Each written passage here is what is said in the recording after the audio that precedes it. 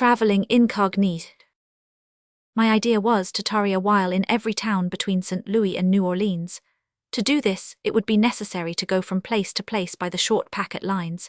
It was an easy plan to make, and would have been an easy one to follow 20 years ago, but not now. There are wide intervals between boats these days. I wanted to begin with the interesting old French settlements of St. Genevieve and Kaskaskia, 60 miles below St. Louis.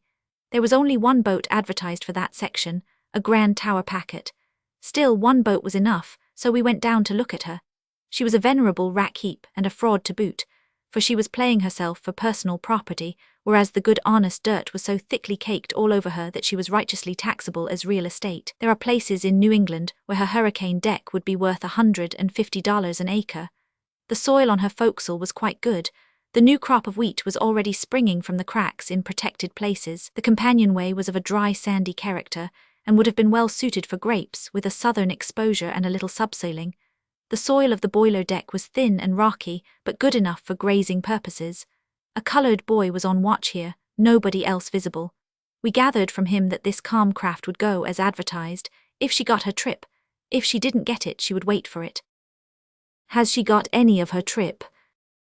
Bless you no, boss, she ain't unloaded yet. She only come in dis mornin'. He was uncertain as to when she might get her trip, but thought it might be tomorrow or maybe next day. This would not answer at all, so we had to give up the novelty of sailing down the river on a farm. We had one more arrow in our quiver. A Vicksburg packet, the Gold Dust, was to leave at 5 p.m. We took passage in her for Memphis, and gave up the idea of stopping off here and there as being impracticable. She was neat, clean, and comfortable. We camped on the boiler deck and bought some cheap literature to kill time with. The vendor was a venerable Irishman with a benevolent face and a tongue that worked easily in the socket. And from him, we learned that he had lived in St. Louis 34 years and had never been across the river during that period. Then he wandered into a very flowing lecture, filled with classic names and allusions, which was quite wonderful for fluency until the fact became rather apparent that this was not the first time, nor perhaps the 50th, that the speech had been delivered. He was a good deal of a character, and much better company than the sappy literature he was selling. A random remark connecting Irishmen and beer brought this nugget of information out of him. They don't drink it, sir. They can't drink it, sir. Give an Irishman lager for a month and he's a dead man. An Irishman is lined with copper and the beer corrodes it, but whiskey polishes the copper and is the saving of him, sir. At 8 o'clock promptly we backed out and crossed the river. As we crept toward the shore in the thick darkness, a blinding glory of white electric light burst suddenly from our forecastle, and lit up the water and the warehouses as with a noonday glare. Another big change this, no more flickering, smoky, pitch-dripping, ineffectual torch baskets now. Their day is past. Next, instead of calling out a score of hands to man the stage, a couple of men and a hatful of steam lowered it from the derrick where it was suspended, launched it, deposited it in just the right spot, and the whole thing was over and done with before a mate in the olden time could have got his profanity mill adjusted to begin the preparatory services.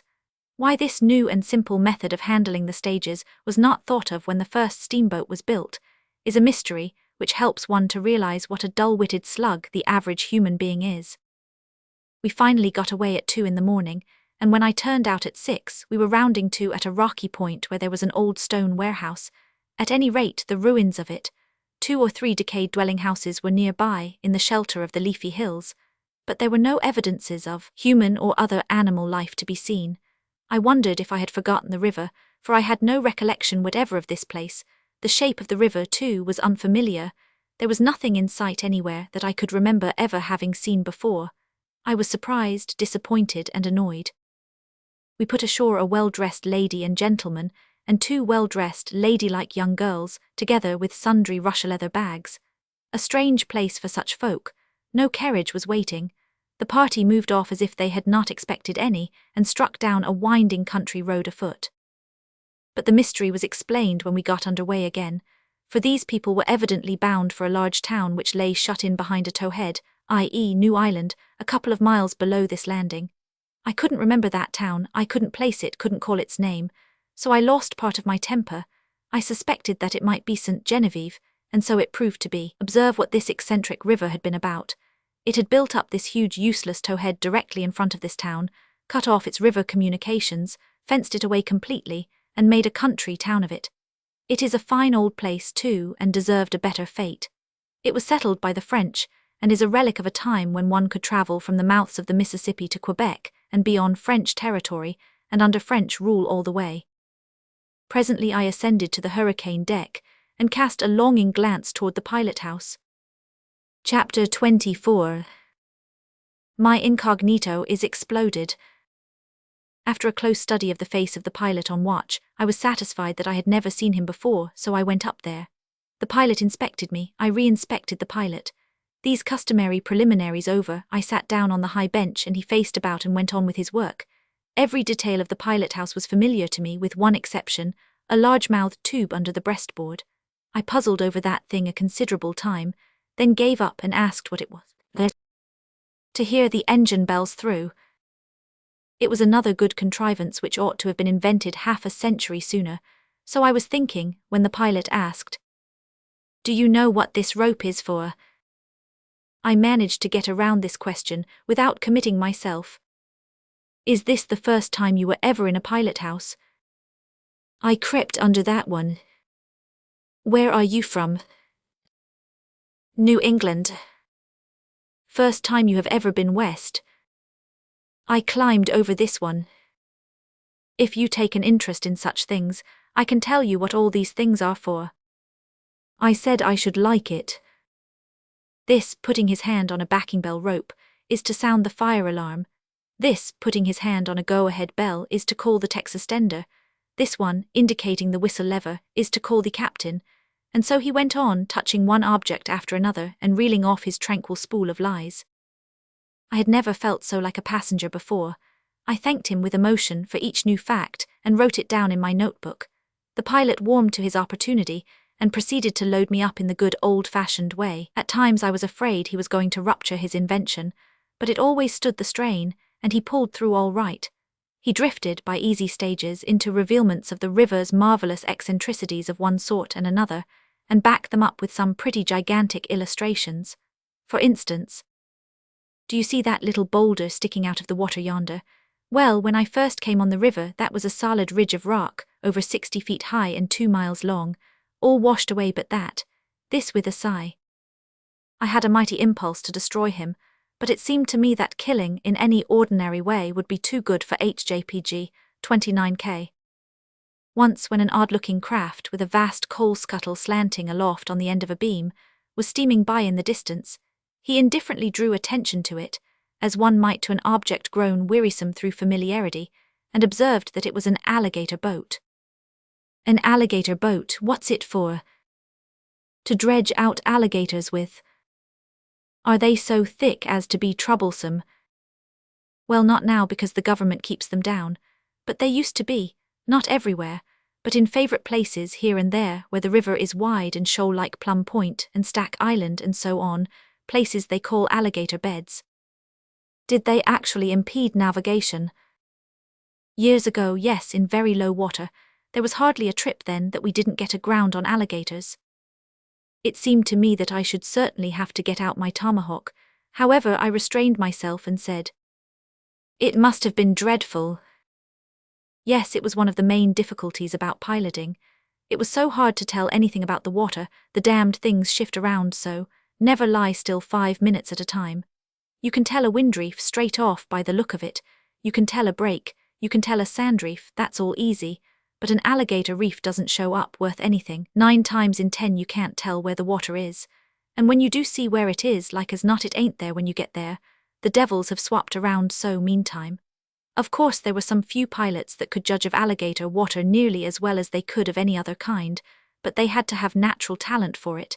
It wasn't a thing a body could learn, you had to be born with it. Let me see, there was Ben Thornburg and Beck Jarley and Squire Bell and Horace Bixby and Major Downing and John Stevenson and Billy Gordon and Jim Brady and George Ealer and Billy Youngblood, all A1 alligator pilots. They could tell alligator water as far as another Christian could tell whiskey.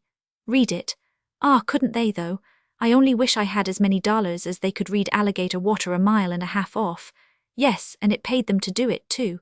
A good alligator pilot could always get $1,500 a month. Nights other people had to lay up for alligators, but those fellows never laid up for alligators. They never laid up for anything but fog. They could smell the best alligator water, it was said. I don't know whether it was so or not, and I think a body's got his hands full enough if he sticks to just what he knows himself, without going around backing up other people's say-sos, though there's a plenty that ain't backward about doing it, as long as they can roust out something wonderful to tell. Which is not the style of Robert Styles by as much as 3 fathom, maybe quarter less. My, was this Rob Styles, this mustached and stately figure, a slim enough cub in my time, how he has improved in comeliness in 25 year and in the noble art of inflating his facts. After these musings I said aloud, I should think that dredging out the alligators wouldn't have done much good, because they could come back again right away. If you had had as much experience of alligators as I have, you wouldn't talk like that. You dredge an alligator once and he's convinced. It's the last you hear of him. He wouldn't come back for pie. If there's one thing that an alligator is more down on than another, it's being dredged. Besides, they were not simply shoved out of the way. The most of the scoopful was scooped aboard. They emptied them into the hold, and when they had got a trip, they took them to Orleans to the government works. What for? Why, to make soldier shoes out of their hides. All the government shoes are made of alligator hide. It makes the best shoes in the world. They last 5 years and they won't absorb water. The alligator fishery is a government monopoly. All the alligators are government property, just like the live oaks. You cut down a live oak and government fines you $50. You kill an alligator and up you go for misprision of treason. Lucky duck if they don't hang you too. And they will if you're a Democrat. The buzzard is the sacred bird of the South and you can't touch him. The alligator is the sacred bird of the government, and you've got to let him alone. Do you ever get aground on the alligators now? Oh no, it hasn't happened for years. Well then, why do they still keep the alligator boats in service? Just for police duty, nothing more. They merely go up and down now and then. The present generation of alligators know them as easy as a burglar knows a roundsman. When they see one coming, they break camp and go for the woods. After rounding out and finishing up and polishing off the alligator business, he dropped easily and comfortably into the historical vein, and told of some tremendous feats of 6 old-time steamboats of his acquaintance, dwelling at special length upon a certain extraordinary performance of his chief favourite among this distinguished fleet, and then adding, that boat was the Cyclone, last trip she ever made, she sunk that very trip, captain was Tom Ballou, the most immortal liar that ever I struck. He couldn't ever seem to tell the truth in any kind of weather. Why, he would make you fairly shudder. He was the most scandalous liar. I left him, finally, I couldn't stand it. The proverb says, like master, like man. And if you stay with that kind of a man, you'll come under suspicion by and by, just as sure as you live. He paid first-class wages, but said I, what's wages when your reputation's in danger? So I let the wages go and froze to my reputation. And I've never regretted it. Reputation's worth everything, ain't it? That's the way I look at it. He had more selfish organs than any 7 men in the world, all packed in the stern sheets of his skull, of course, where they belonged. They weighed down the back of his head so that it made his nose tilt up in the air. People thought it was vanity, but it wasn't, it was malice. If you only saw his foot, you'd take him to be 19 feet high, but he wasn't. It was because his foot was out of drawing. He was intended to be 19 feet high, no doubt, if his foot was made first, but he didn't get there. He was only 5 feet 10. That's what he was, and that's what he is. You take the lies out of him and he'll shrink to the size of your hat. You take the malice out of him and he'll disappear. That Cyclone was a rattler to go, and the sweetest thing to steer that ever walked the waters. Set her amidships in a big river and just let her go. It was all you had to do. She would hold herself on a star all night if you let her alone. You couldn't ever feel her rudder. It wasn't any more labor to steer her than it is to count the Republican vote in a South Carolina election. One morning, just at daybreak, the last trip she ever made, they took her rudder aboard to mend it. I didn't know anything about it. I backed her out from the woodyard and went a-weaving down the river all serene. When I had gone about 23 miles and made 4 horribly crooked crossings, without any rudder. Yes, old capped. Tom appeared on the roof and began to find fault with me for running such a dark night. Such a dark night, why, you said. Never mind what I said. 'Twas as dark as Egypt now, though pretty soon the moon began to rise and… You mean the sun, because you started out just at break of look here. Was this before you quitted the captain on account of his lying, or… It was before, oh, a long time before, and as I was saying he… But was this the trip she sunk, or was… Oh no, months afterward, and so the old man Then she made 2 last trips because you said. He stepped back from the wheel, swabbing away his perspiration, and said, Here, calling me by name, you take her and lie a while you're handier at it than I am, trying to play yourself for a stranger and an innocent. Why, I knew you before you had spoken 7 words, and I made up my mind to find out what was your little game. It was to draw me out. Well, I let you, didn't I? Now take the wheel and finish the watch, and next time play fair and you won't have to work your passage. Thus ended the fictitious name business, and not 6 hours out from St. Louis, but I had gained a privilege anyway, for I had been itching to get my hands on the wheel from the beginning. I seemed to have forgotten the river, but I hadn't forgotten how to steer a steamboat, nor how to enjoy it either. Chapter 25. From Cairo to Hickman.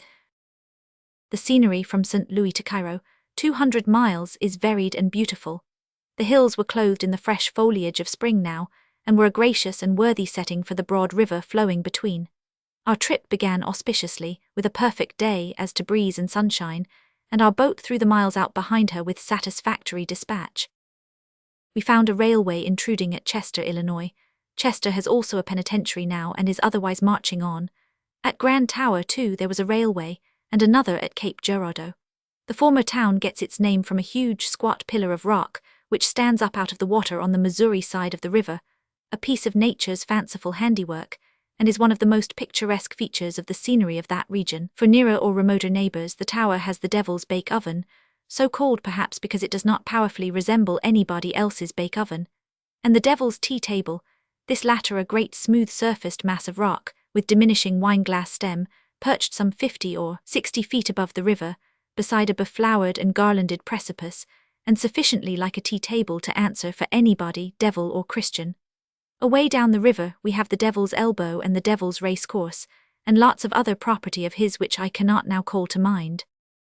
The town of Grand Tower was evidently a busier place than it had been in old times, but it seemed to need some repairs here and there, and a new coat of whitewash all over.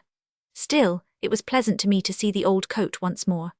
Uncle Mumford, our second officer, said the place had been suffering from high water, and consequently was not looking its best now, but he said it was not strange that it didn't waste whitewash on itself, for more lime was made there, and of a better quality than anywhere in the West, and added, on a dairy farm you never can get any milk for your coffee, nor any sugar for it on a sugar plantation, and it is against sense to go to a lime town to hunt for whitewash. In my own experience I knew the first 2 items to be true, and also that people who sell candy don't care for candy.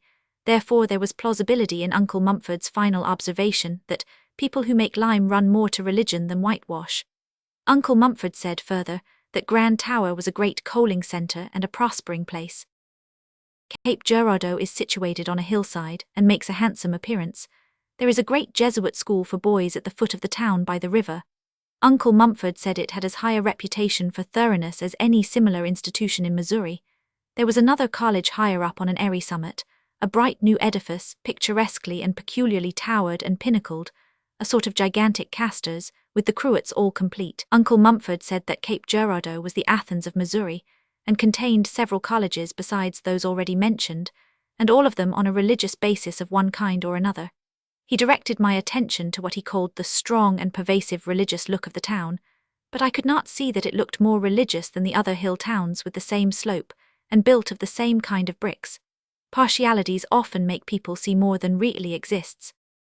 Uncle Mumford has been 30 years a mate on the river. He is a man of practical sense and a level head, has observed, has had much experience of one sort and another, has opinions, has also just a perceptible dash of poetry in his composition, an easy gift of speech, a thick growl in his voice, and an oath or two where he can get at them when the exigencies of his office require a spiritual lift. He is a mate of the blessed old-time kind, and goes gravely damning around when there is work to the fore, in a way to mellow the ex-steamboatman's heart with sweet soft longings for the vanished days that shall come no more. Get up there you, going to be all day. Why didn't you say you was petrified in your hind legs before you shipped? He is a steady man with his crew, kind and just but firm, so they like him and stay with him. He is still in the slouchy garb of the old generation of mates, but next trip the anchor line will have him in uniform, a natty blue naval uniform with brass buttons, along with all the officers of the line, and then he will be a totally different style of scenery from what he is now. uniforms on the Mississippi. It beats all the other changes put together for surprise. Still, there is another surprise, that it was not made 50 years ago. It is so manifestly sensible that it might have been thought of earlier, one would suppose. During 50 years out there, the innocent passenger in need of help and information has been mistaking the mate for the cook, and the captain for the barber, and being roughly entertained for it too. But his troubles are ended now. And the greatly improved aspect of the boat's staff is another advantage achieved by the dress reform period. Steered down the bend below Cape Girardeau. They used to call it Steersman's Bend. Plain sailing and plenty of water in it always, about the only place in the upper river that a new cub was allowed to take a boat through in low water. Thebes at the head of the Grand Chain and Commerce at the foot of it were towns easily rememberable, as they had not undergone conspicuous alteration.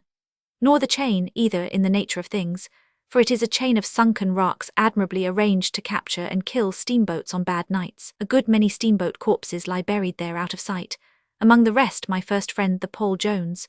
She knocked her bottom out and went down like a pot, so the historian told me Uncle Mumford. He said she had a grey mare aboard and a preacher.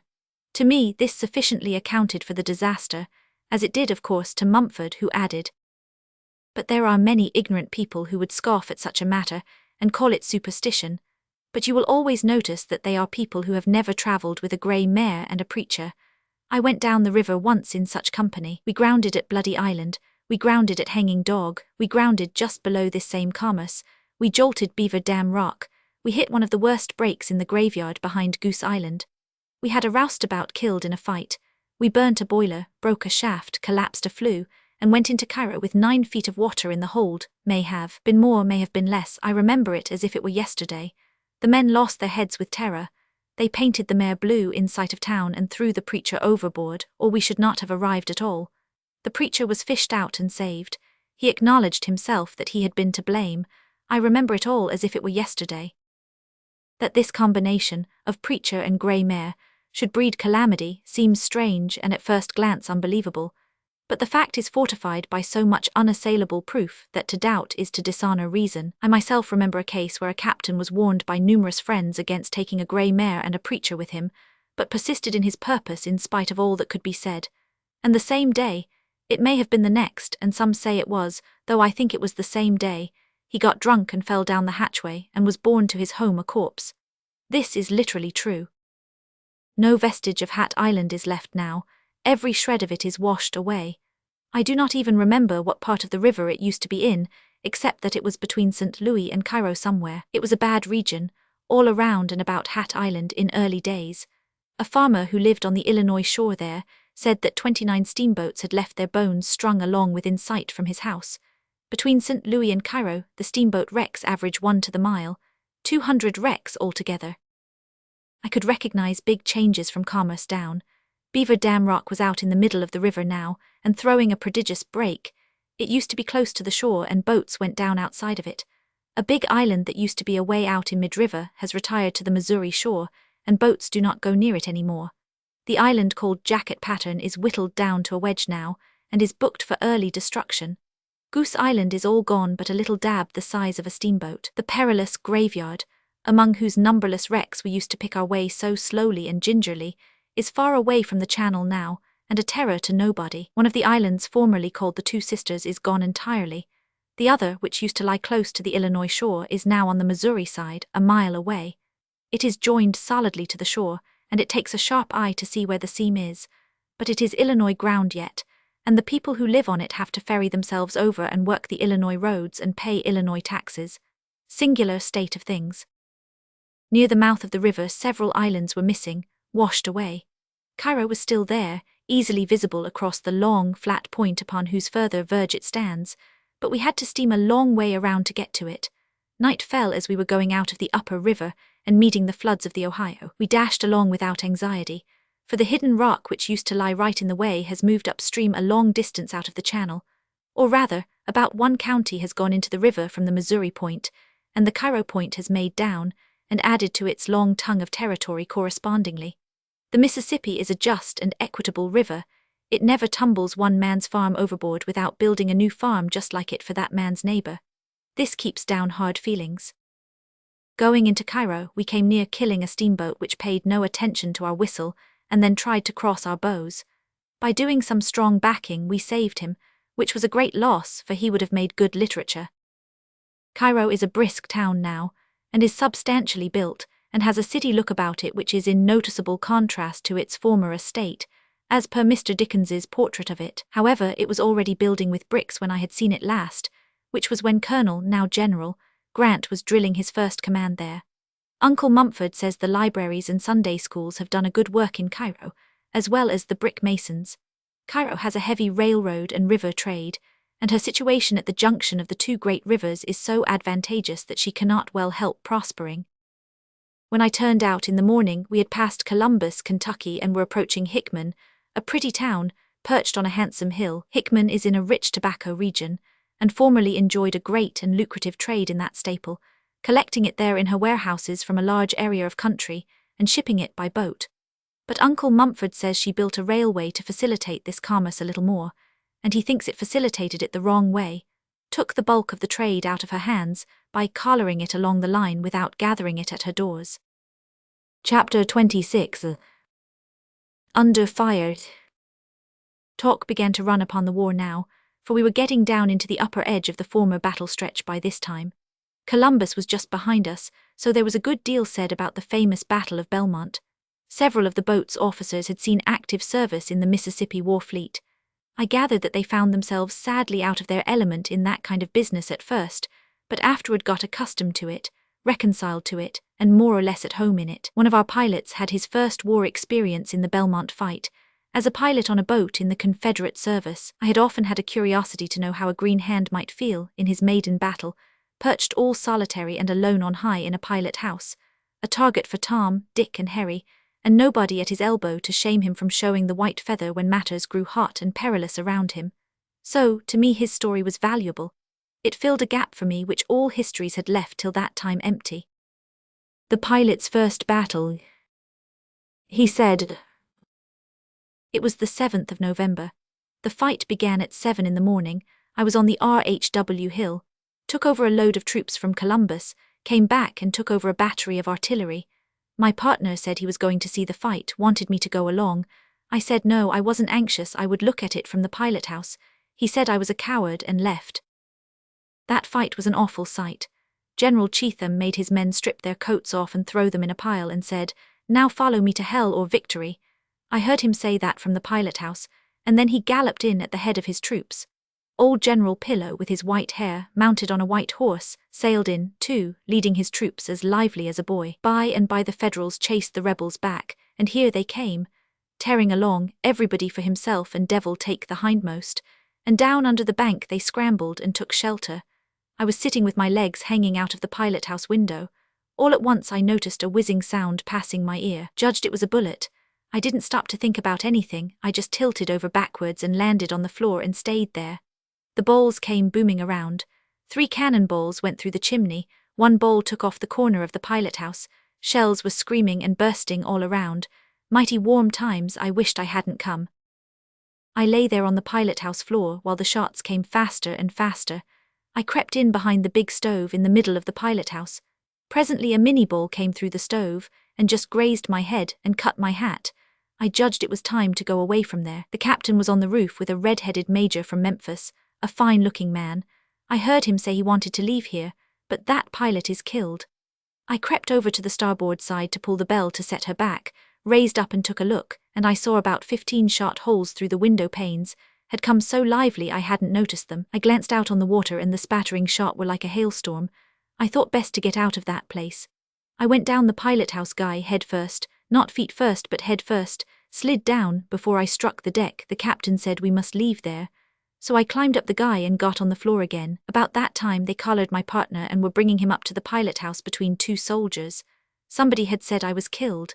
He put his head in and saw me on the floor reaching for the backing bells.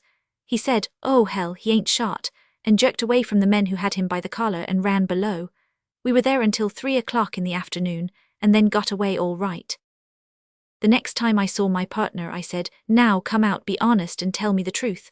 Where did you go when you went to see that battle?" He says, "I went down in the hold." All through that fight I was scared nearly to death. I hardly knew anything, I was so frightened, but you see nobody knew that but me. Next day General Polk sent for me and praised me for my bravery and gallant conduct. I never said anything, I let it go at that. I judged it wasn't so, but it was not for me to contradict a general officer. Pretty soon after that I was sick and used up, and had to go off to the hot springs. When there I got a good many letters from commanders saying they wanted me to come back. I declined because I wasn't well enough or strong enough, but I kept still, and kept the reputation I had made. A plain story, straightforwardly told, but Mumford told me that that pilot had gilded that scare of his in spots, that his subsequent career in the war was proof of it. We struck down through the chute of Island No. 8, and I went below and fell into conversation with a passenger, a handsome man with easy carriage and an intelligent face. We were approaching Island No. 10, a place so celebrated during the war. This gentleman's home was on the main shore in its neighborhood. I had some talk with him about the war times, but presently the discourse fell upon feuds, for in no part of the South has the vendetta flourished more briskly, or held out longer between warring families, than in this particular region. This gentleman said, "There's been more than one feud around here, in old times, but I reckon the worst one was between the Darnells and the Watsons. Nobody don't know now what the first quarrel was about, it's so long ago. The Darnells and the Watsons don't know if there's any of them living, which I don't think there is. Some says it was about a horse or a cow, anyway it was a little matter. The money in it wasn't of no consequence, none in the world, both families was rich. The thing could have been fixed up easy enough, but no, that wouldn't do. Rough words had been passed, and so nothing but blood could fix it up after that. That horse or cow, whichever it was, cost 60 years of killing and crippling. Every year or so somebody was shot on one side or the other, and as fast as one generation was laid out, their sons took up the feud and kept it a-going. And it's just as I say, they went on shooting each other year in and year out, making a kind of a religion of it, you see, till they'd done forgot long ago what it was all about.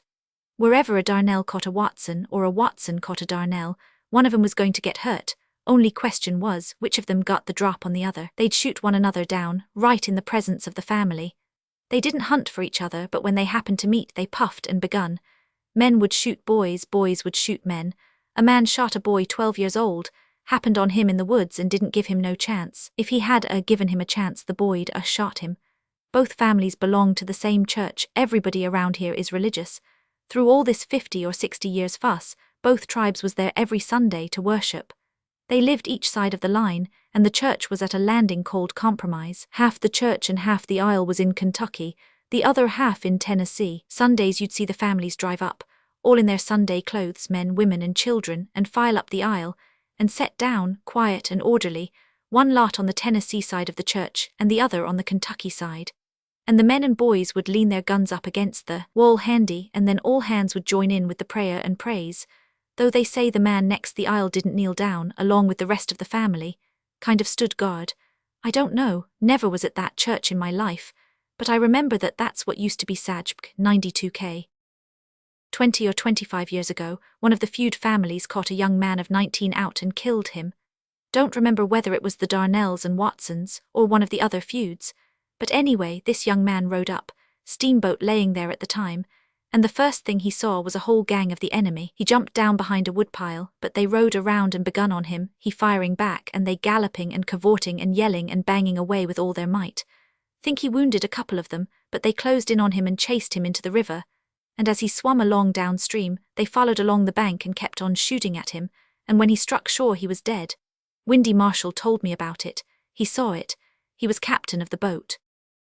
Years ago, the Darnells was so thinned out that the old man and his 2 sons concluded they'd leave the country.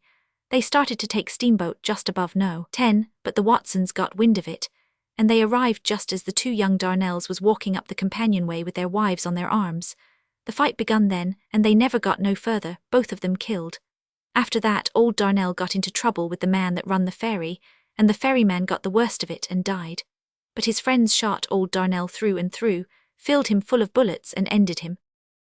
The country gentleman who told me these things had been reared in ease and comfort, was a man of good parts and was college bred. His loose grammar was the fruit of careless habit, not ignorance. This habit among educated men in the West is not universal, but it is prevalent in the towns, certainly if not in the cities. and to a degree which one cannot help noticing and marveling at. I heard a Westerner who would be accounted a highly educated man in any country say, "Never mind, it don't make no difference anyway."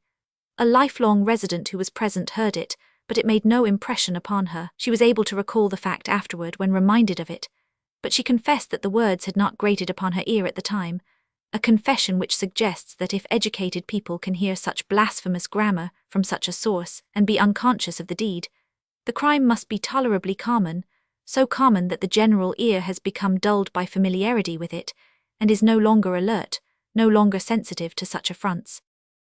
No one in the world speaks blemishless grammar, no one has ever written it, no one, either in the world or out of it, taking the scriptures for evidence on the latter point. Therefore it would not be fair to exact grammatical perfection from the peoples of the valley, but they and all other peoples may justly be required to refrain from knowingly and purposely debauching their grammar. I found the river greatly changed at island number 10. The island which I remembered was some 3 miles long and 1/4 of a mile wide, heavily timbered, and lay near the Kentucky shore, within 200 yards of it, I should say. Now, however, one had to hunt for it with a spy-glass. Nothing was left of it but an insignificant little tuft, and this was no longer near the Kentucky shore. It was clear over against the opposite shore, a mile away. In war times the island had been an important place, for it commanded the situation, and, being heavily fortified, there was no getting by it. It lay between the upper and lower divisions of the Union forces, and kept them separate, until a junction was finally effected across the Missouri neck of land. But the island being itself joined to that neck now, the wide river is without obstruction.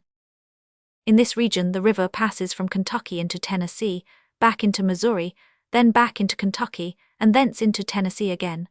So a mile or two of Missouri sticks over into Tennessee. The town of New Madrid was looking very unwell, but otherwise unchanged from its former condition and aspect.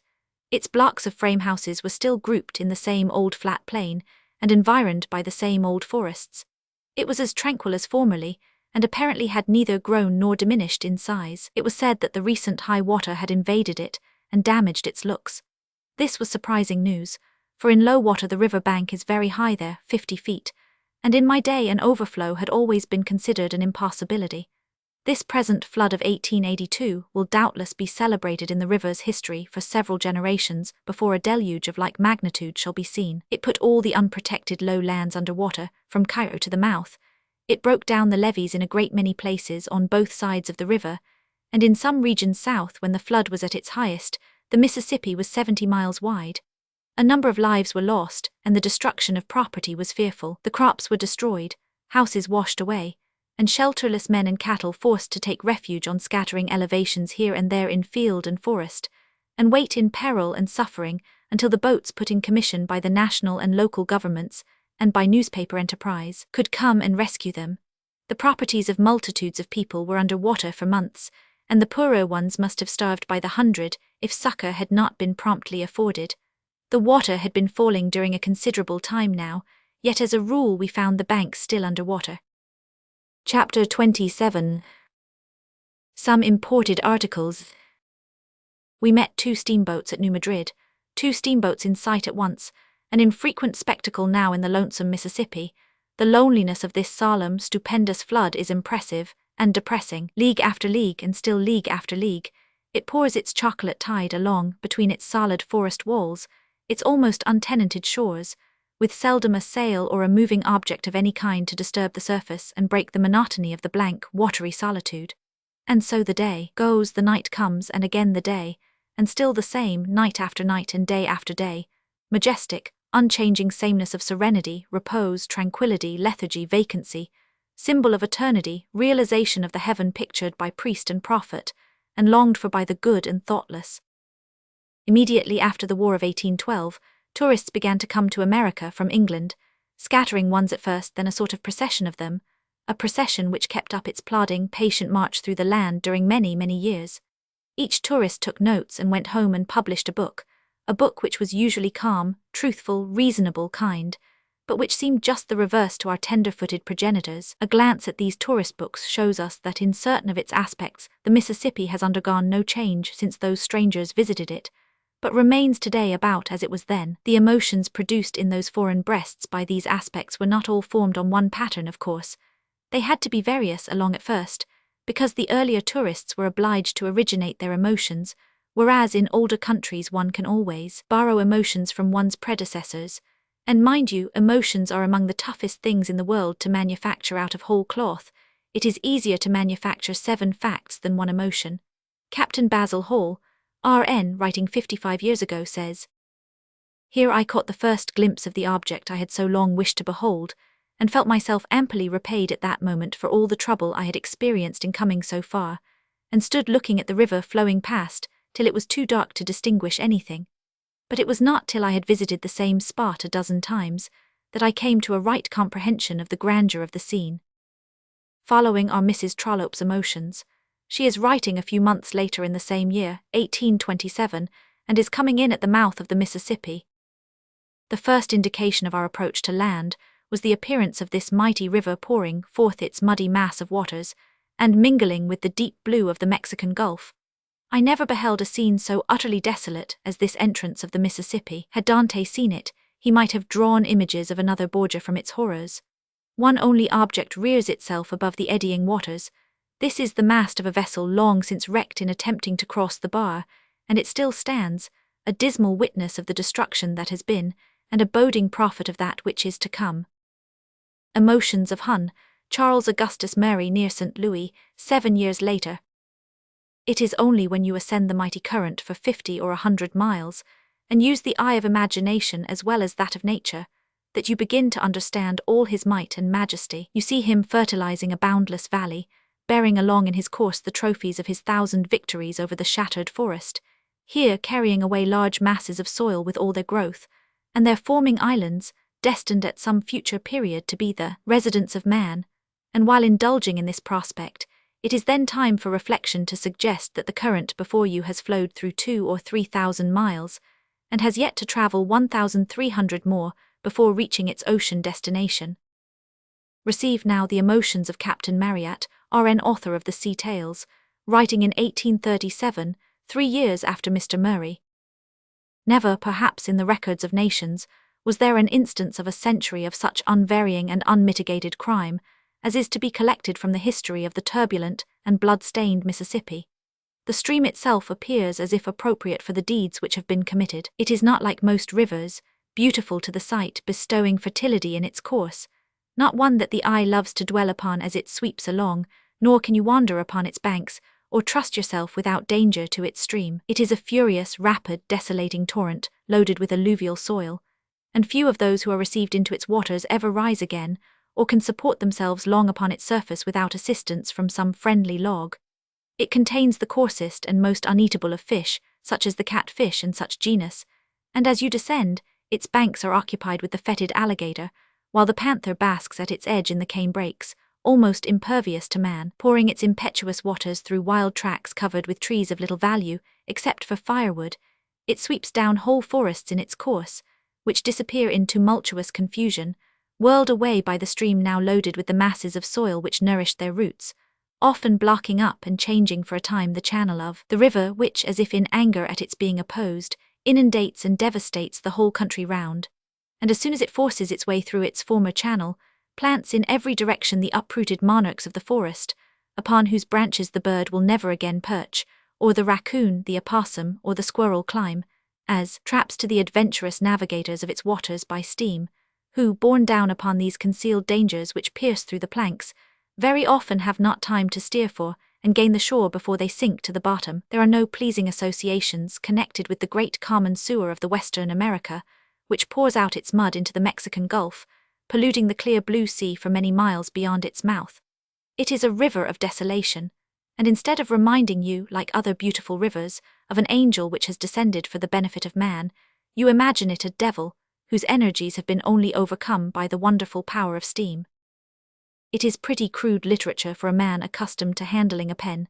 Still, as a panorama of the emotions sent weltering through this noted visitor's breast by the aspect and traditions of the great common sewer, it has a value, though marred in the matter of statistics by inaccuracies, for the catfish is a plenty good enough fish for anybody, and there are no panthers that are impervious to man.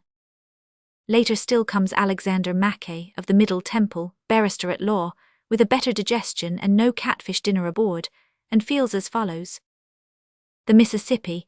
It was with indescribable emotions that I first felt myself afloat upon its waters. How often in my schoolboy dreams, and in my waking visions afterwards, had my imagination pictured to itself the lordly stream, rolling with tumultuous current through the boundless region to which it has given its name, and gathering into itself, in its course too, the ocean, the tributary waters of almost every latitude in the temperate zone.